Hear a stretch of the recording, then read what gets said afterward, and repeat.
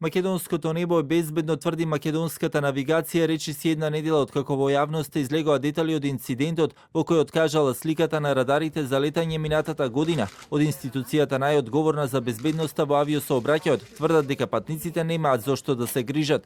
Оттаму за инцидентот, за кој што и владата дискутирала на затворена седница, велат дека се случил по вина на лицата кои учествувале во тестирањето на радарот, но не откриваат кои какви санкции се превземени. Сепак велат од тогаш постапката си тече редовно без проблеми. Сакаме да напоменеме дека контролорите на летање кои биле на должност тој ден, како и техничкиот персонал кој бил повикан да интервенира, доследно интервенирале, следејќи ги процедурите за вакви настани, зашто и соодветно се обучени, при што ситуацијата била успешно надмината за релативно кратко време, се посочува во соопштението.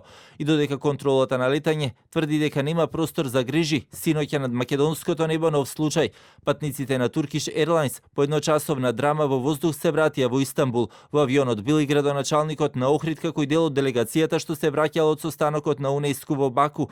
Според сведочењата на дел од патниците за одредени медиуми, додека кружел во воздух авионот, внатре се создала паника. Од контролата на летање велат дека авионот не можел да слета поради невремето, пошто самиот пилот, како што велат, донел одлука да се врати во Истанбул.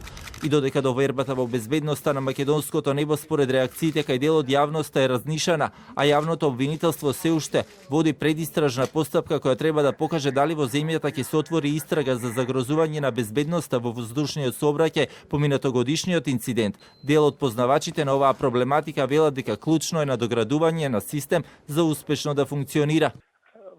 Прво, не дај Боже да не е безбедно македонското небо и македонската контрола на летање во ствари. Иначе, ако не е безбедно, има системот во колку од било кои причини не функционира како што треба, мора да се сопре. Значи, Юроконтрол нема да дозволи да авионите се судираат посебно на овака мала територија.